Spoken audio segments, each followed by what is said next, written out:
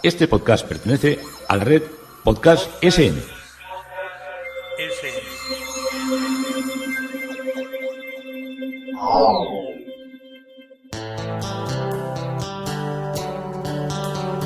Historia con sentido. Un podcast realizado y presentado por Juan Carlos González.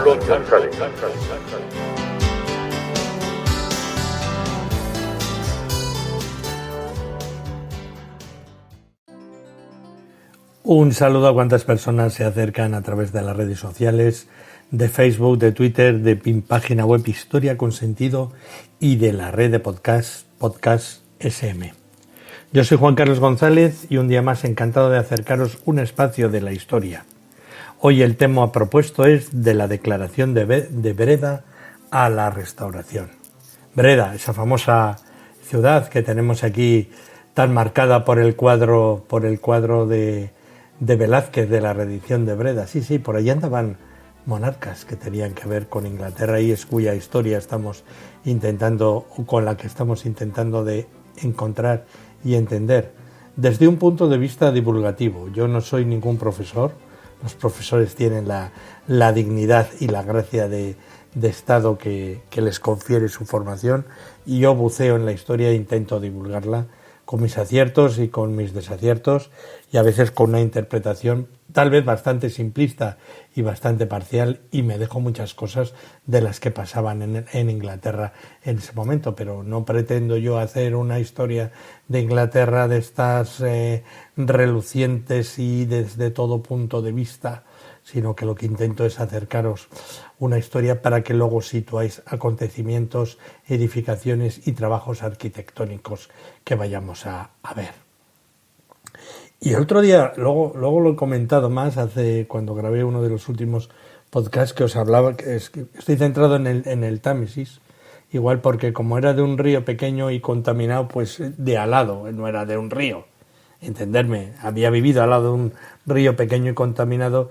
Cuando veo un río grande y con vida y con regatas y con cosas, pues me anima más o excita más. Mi ánimo se cabe a la hora de dedicarme a hablarle. Y de la famosa, probablemente de la regata más famosa del mundo.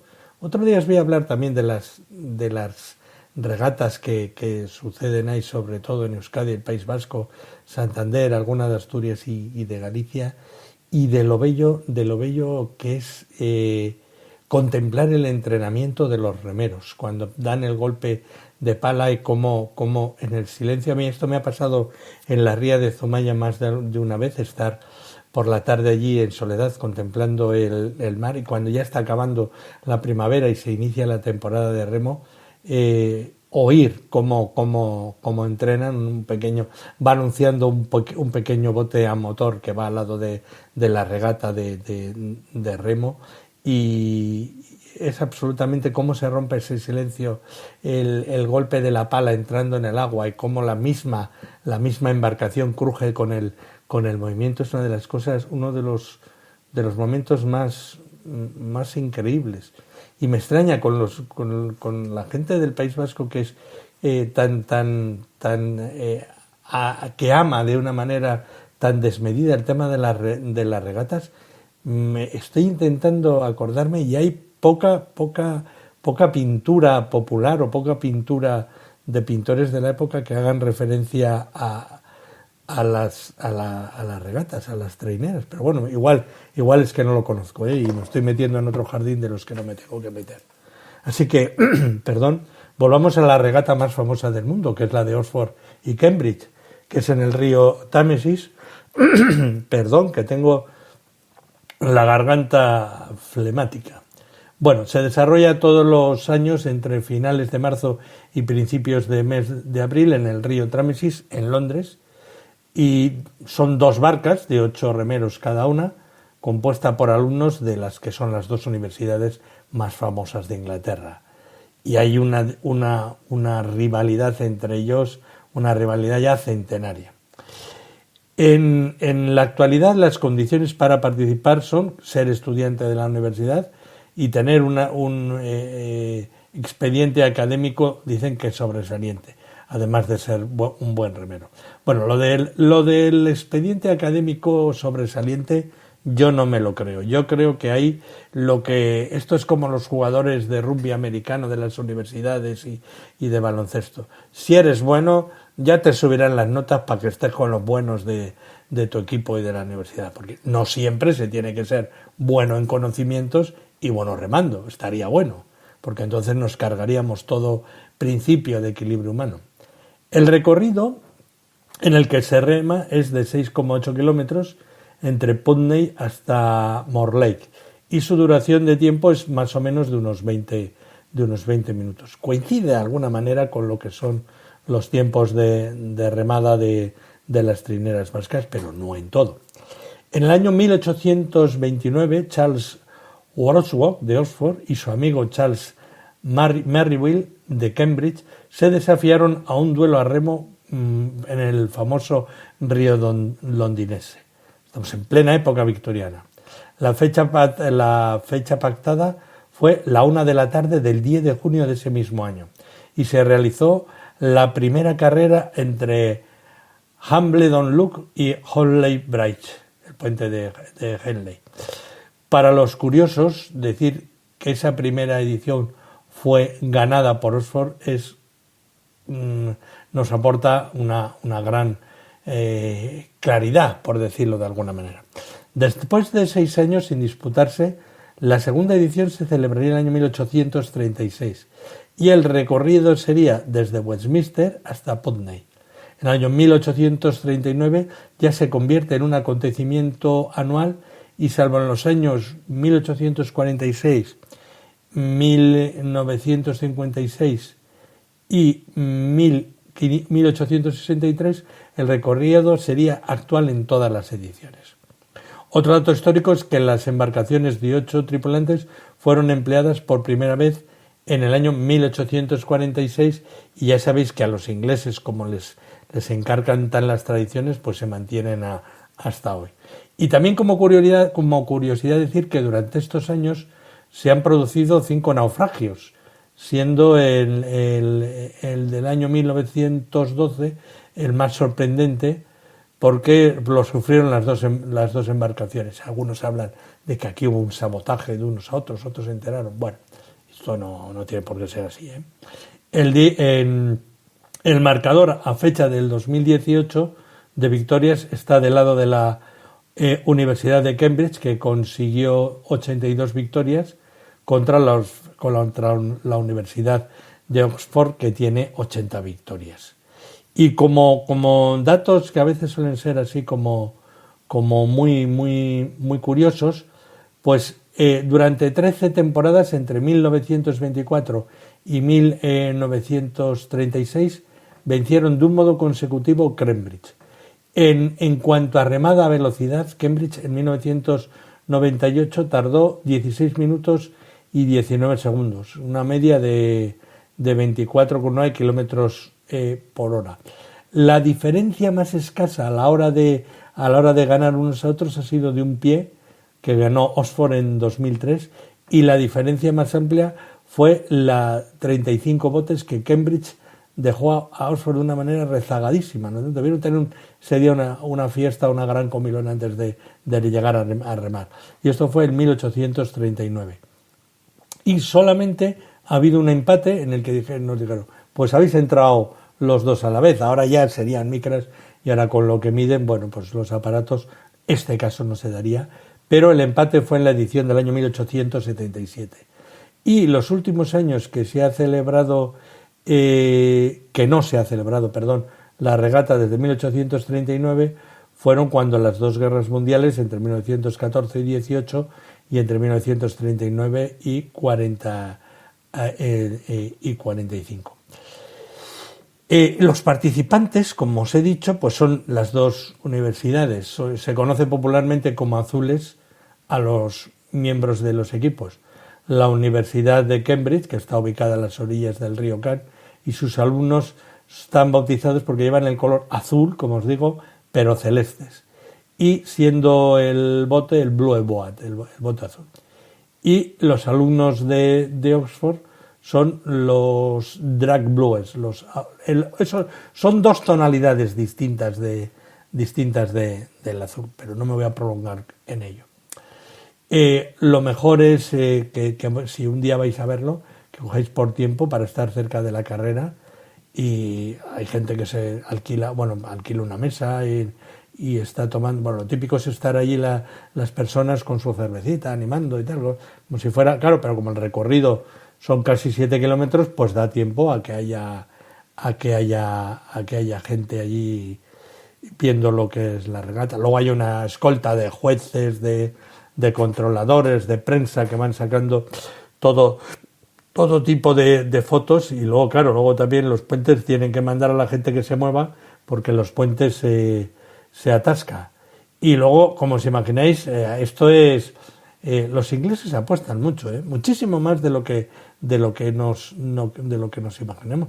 Yo me quedé un día espantado, un domingo, a las 11:30 de la mañana, que en el puente de Westminster estaban muchos ingleses jugando a lo de los 3 vasos, ¿dónde está la bolita? ¿Dónde está la piedrecita? Así que cuando termina lo que es la regata, todos los pubs, la gente se dedica por sus cuadrillas, con sus bufandas, todo muy futbolero, muy regatista, muy de stroppadac, como dicen en el País Vasco de estas cosas, pues todos van en una animada celebración, que todos de alguna manera pueden terminar abrazándose, o todos pueden acabar de otra manera menos elegante que la de esos ingleses tan ordenados y tan pulcros, que en aquella época victoriana comenzaron con la impresionante regata de Oxford y Cambridge. Y nos habíamos quedado con nuestra historia volviendo Carlos II a Inglaterra y preparando esa llegada a Edward Hyde, primer conde de Clarendon. Con la ayuda de Hyde, Carlos publicó en el año 1660 su Declaración de Breda, expresando un deseo personal de una amnistía general, una libertad de conciencia, una solución equitativa de las disputas de las tierras y el pago total de los atrasos al ejército. Los términos en reales debían fijarse en que se creara un parlamento libre, y sobre todo esta base era provisional para que Carlos fuera proclamado rey en el año de 1660, que, como vimos, desembarcó en Dover el 25 de mayo y llegó a tiempo para celebrar su 30 cumpleaños. La Declaración de Breda fue, como os digo, un documento emitido por el rey exiliado cuando estaba todavía en Breda, en los Países Bajos, haciendo ciertas promesas a cambio de su restauración al trono inglés.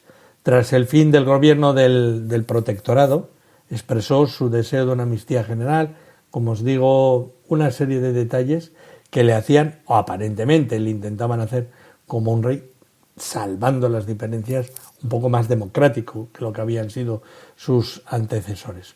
La declaración fue redactada por Carlos y sus 3 principales asesores, Edward White, James Bluter y Nicholas Monch, con el fin de indicar los términos por los que Carlos esperaba tomar posesión de ese derecho. Él decía que Dios y la naturaleza nos han hecho, porque estos siempre tenían un principio de que ellos eran tocados por el dedo de Dios, ¿no? Y siempre decían aquella frase que era muy famosa, que decían, claro, yo soy rey por la gracia de Dios, si hubiera querido que fuera un vasallo ya me hubiera hecho como tú. Menudo cuento que tenían entonces. La declaración prometía un perdón libre y general, como os digo, a cualquier enemigo de Carlos y de su padre que reconociera a Carlos II como su monarca legítimo, excepto las personas que en lo sucesivas fueran exceptuadas por el Parlamento. Sin embargo, siempre había sido la expectativa de Carlos, o al menos de su canciller, Edward Hyde, que todos los que habían participado directamente en la muerte de su padre por lo menos fueran castigados. Una vez que Carlos fue arrestado en el trono, fue restaurado, en el trono, en su nombre Hyde dirigió la ley de indemnización y olvido a través del Parlamento.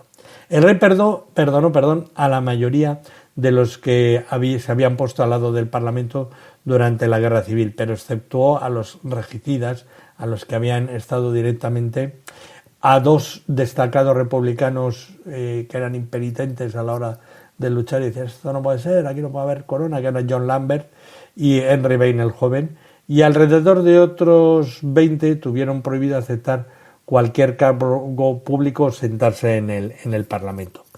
En la declaración, Carlos II prometió tolerancia religiosa en áreas donde no perturbaba la paz del reino y un acto del Parlamento por la concesión de esa indulgencia que él entendía que no la podía dar él solo, sino que tenía que tener ya una equiescencia de los parlamentarios, de los que estaban ocupando ya de alguna manera cada día más el gobierno inglés, o al menos el control del pueblo sobre el monarca. Sin embargo, el Parlamento optó por intentar interpretar la amenaza de paz para el reino si se incluía la posesión de cargos públicos por parte de no anglicanos, que volvemos siempre a la guerra de religiones. Los parlamentarios los anglicanos se habían hecho con mucho poder y ya no se querían más aventuras puritanas como la que en el fondo, en cierta manera, había empujado a esta parte de la Iglesia de Inglaterra, o parte de la realidad eclesial de Inglaterra, la había empujado a lo que había sido la República de Cromwell. También el Parlamento aprobó lo que se denominó el Código Clarendon, y aquí los derechos de los católicos romanos y de los inconformistas, como los puritanos, que habían alcanzado su cénit de influencia bajo la Commonwealth de protectorado, la mancomunidad que había dirigido Cromwell, se les excluyeron efectivamente de lo que era la política nacional y local. La declaración se comprometió a saldar el pago atrasado de los soldados del general Monk, que era uno de los que elaboraba este documento con el rey, y las clases desembarcadas estaban aseguradas de que el establecimiento de la justicia, de las subvenciones y compras controvertidas de fincas que se habían hecho, las continuas expropiaciones de tantos años y en tantas y grandes revoluciones, deberían determinarse en el Parlamento. Y Carlos II parecía haber ofrecido algo a todo el mundo, y él le decía, oiga, yo te apoyo, pero me vas a dar sí, no te preocupes, cuando esté en el gobierno ya. Pero era claro, esto era como prometer. Yo conocía a cierto alcalde de que siempre decía, siempre hay que decir que sí a las promesas, aunque no las cumplas. Y yo decía, bueno, pero entonces dices que un pueblo sin ilusión no lo puedes gobernar. Esto era lo que me decía ese alcalde. John Grenville entregó copias de la declaración a ambas cámaras del Parlamento de la Convención y otros ejemplares con cartas de cobertura. La naturaleza, todo lo que eran estas realidades del asentamiento, de la vuelta del monarca, hizo que se entendiera, no se creyera, probablemente en el fondo del corazón de todo lo que era el pueblo de Inglaterra no estaba muy convencido, pero se entendiera que podía existir un punto de acuerdo entre el pueblo y el rey. Claro, había un problema, todo lo que habían sido los costosos desastres que vendría de la guerra anglo-holandesa entre 1665 y 1667, la reputación del rey restaurado terminó después de eso, indudablemente, el gran incendio de Londres, que va a ser en su reinado de 1666, no hicieron más que llevar a un punto de dureza económica a Inglaterra, que también se traduce en derrotas navales alrededor del año 1667. Pero esto ya os lo estoy adelantando. Carlos II llegó, como vimos, a Londres en su 30 cumpleaños de lo que había sido una vida extraordinariamente llena de acontecimientos. Llegó a la mayoría de edad en Europa, hijo de intrigas diplomáticas, de promesas incumplidas, de esperanzas frustradas, pero por necesidad había desarrollado un caparazón y un realismo político con gran astucia. Esto fue exhibido, como os he contado, en lo que fue la Declaración de Breda de 1660, en la que Carlos ofreció algo a todos. Con tal de que le hicieran rey, yo os digo, a todos les prometió algo. Se emitiría el indulto, se buscaría un acuerdo religioso, porque en el fondo Carlos no fue nunca un hombre para los detalles. Los detalles se los dejaba el Parlamento y los problemas religiosos y los partidos políticos, eso le fatigaban. Es una manera un poco frívola de decirlo, pero había mucho de eso. La convención, como os digo, el Parlamento declaró la restauración del rey y de los señores, disolvió el ejército, estableció una renta fija para el rey, manteniendo la innovación parlamentaria de un impuesto especial, y devolvió a la corona y a los obispos parte de los bienes confiscados. Una gran parte, una gran parte volvió otra vez a este sector. Pero no a los que tenían, por así decirlo, un asentamiento religioso territorial. Y a pesar de la promesa de Carlos de una tolerancia ilimitada y un deseo de aceptar a los presbiterianos en el redil anglicano, como se detalló en una declaración en 1660, en la declaración de Worcester House, los entusiastas y tanto los que eran de ideología más izquierdista o como, más liberal o más conservadora, si podemos saltar, pues se quedaron también con todos los compromisos arruinados. Entre el año 1661 y 1679 se le entregó al Parlamento la toma de decisiones difíciles y, aunque hubo cambios, siempre había sobrevivido ya la revolución de la independencia que ya tenía el Parlamento a la hora de controlar.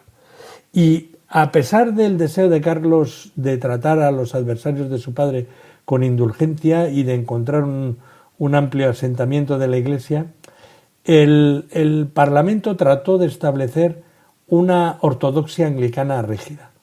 Ya os digo, estos decían, aventuras puritanas las mínimas.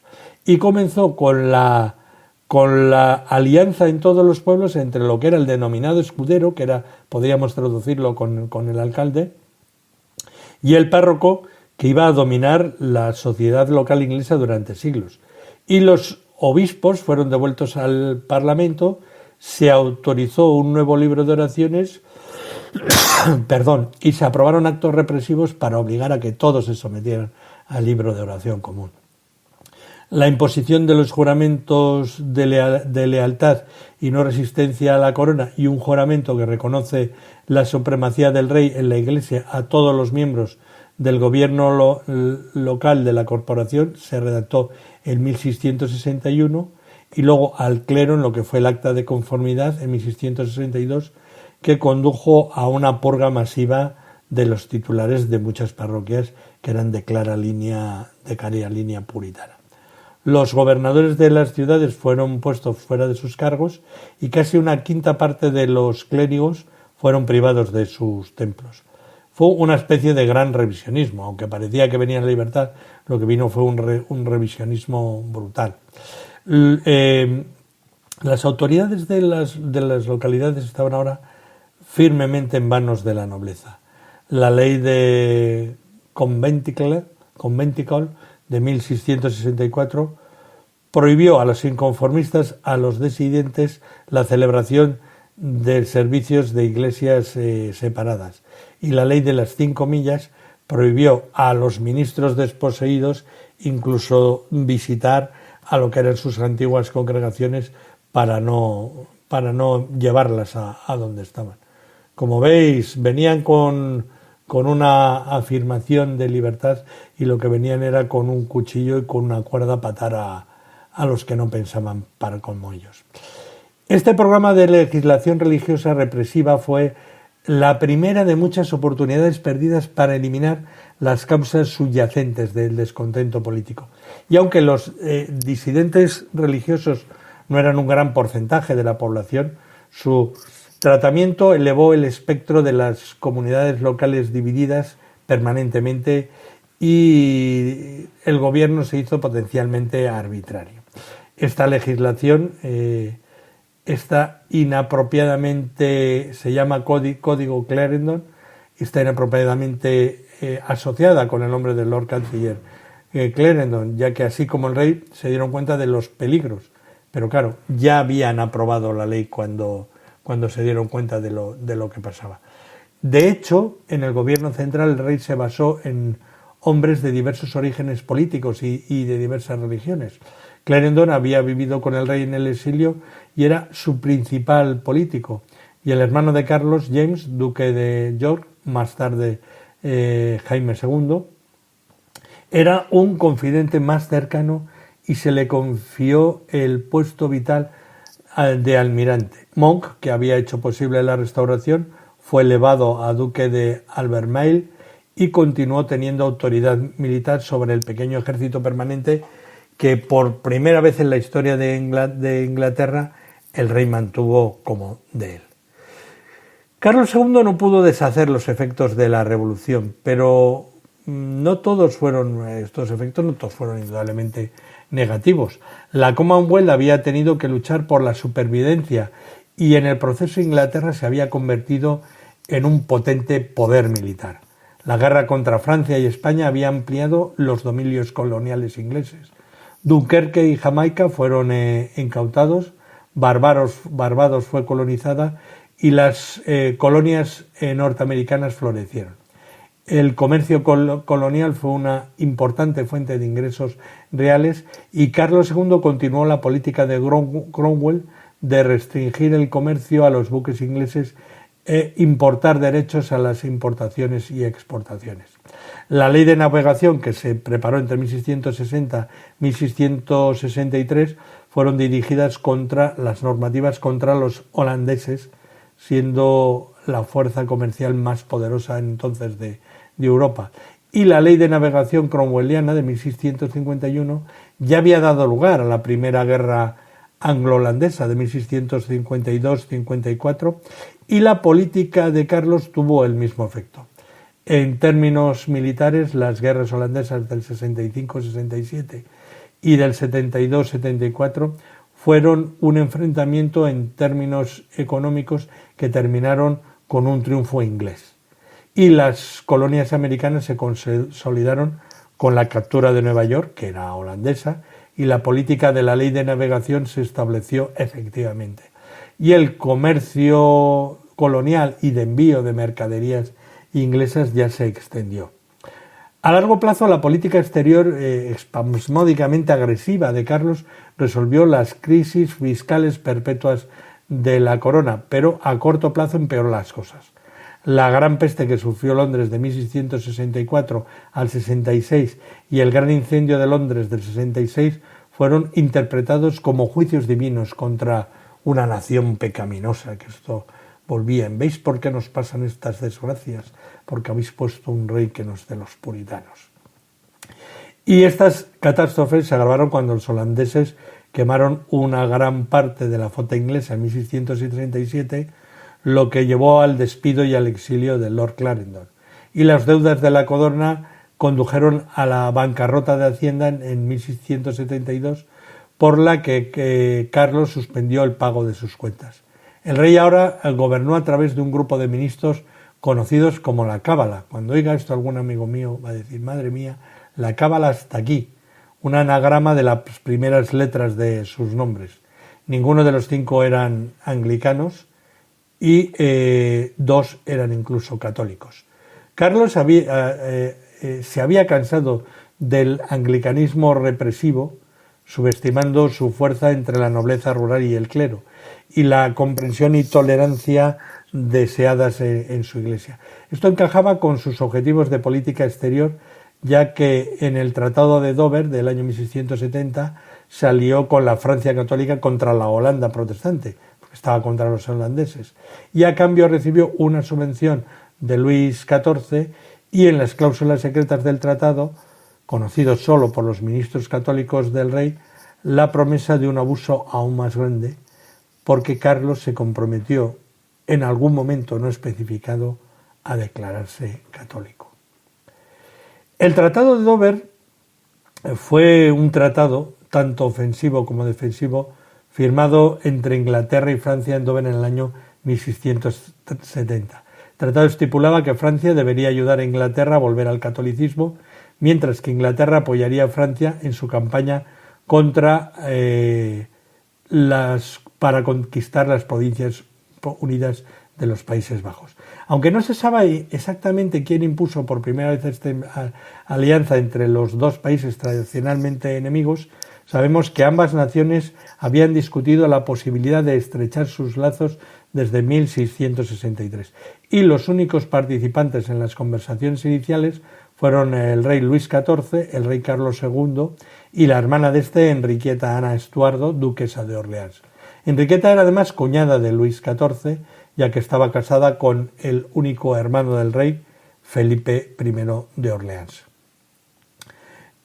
Las negociaciones no progresaron hasta 1669, cuando Carlos II supuestamente tuvo una reunión con algunos consejeros, y en dicha reunión Carlos anunció que quería convertirse oficialmente al catolicismo y con él todo su reino. Si esta reunión tuvo realmente lugar es un tema muy discutido, aunque gran parte del trabajo para el futuro tratado lo había realizado Enriqueta Ana. Los puntos definitivos del mismo se debieron a Henry Bennet y a Sir Thomas Clifford. El rey de Inglaterra haría una profesión pública de fe católica y recibiría la suma de 2 millones de coronas como ayuda a este proyecto desde el rey cristianísimo francés en el curso de los 6 próximos meses. Y la fecha de esta declaración deja completamente el momento al rey inglés. El rey de Francia finalmente observará el tratado de Aix-la-Chapelle en cuanto a España, y el rey de Inglaterra mantendrá el tratado de la Triple Alianza de una manera similar. Si los derechos de la monarquía española volvieran al rey de Francia, el rey de Inglaterra ayudará en el mantenimiento de estos derechos. Y los dos reyes declaran la guerra a las Provincias Unidas, la zona holandesa, y el rey de Francia les atacará por tierra y recibirá la ayuda de 6.000 hombres desde Inglaterra. Y el rey de Inglaterra enviará 50 hombres, almirantes de guerra en el mar, y el rey de Francia otros 30. Y las flotas combinadas se corresponden con el duque de York y el comando de su majestad británica, que se resarcirá con la recepción de una especie de puertos compartidos en lo que eran las regiones holandesas. Y los términos del tratado recogían que Luis proveería de fondos a Carlos para aliviarle de la dependencia del Parlamento y de un contingente de 6.000 hombres para convertir Inglaterra al catolicismo, y posiblemente también en Escocia. Por otro lado, Carlos debía abandonar la Triple Alianza con Suecia y los Países Bajos y apoyar a Luis en la guerra de Holanda. Y si el resultado de dicha guerra era favorable a los franceses, Inglaterra sería recompensada con varios puertos fluviales ya citados en lo que era la zona conquistada. El momento de cumplir la promesa y el tratado llegó para el rey en lo que era el lecho de muerte, pero cuando su hermano y heredero, el duque de York, ya había profesado abiertamente su conversión al catolicismo romano. En 1672, Carlos promulgó la Declaración de Indulgencia, que suspendió el Código Penal contra todos los inconformistas religiosos, católicos y disidentes por igual, pero la Declaración de Tolerancia no pudo reunir a estos enemigos mortales, y el rey se encontró frente a un frente protestante ya muy unificado. y los anglicanos parlamentarios no votarían dinero para la guerra hasta que esta declaración del catolicismo fuera derogada. Y la aprobación de la Ley de Pruebas de 1673, que el rey firmó a regañadientes, prohibió definitivamente a todos menos a los anglicanos ocupar cargos nacionales y obligó al duque de York, que era católico, a renunciar a su almirantazgo. Ya veis, no fue fácil, como todo, las complicaciones que trajeron la vuelta del rey Carlos II. Hoy, de la declaración de Breda a la restauración. En Historia con Sentido, con Juan Carlos González, un día más, encantado de haberos podido acercar una parte de la historia.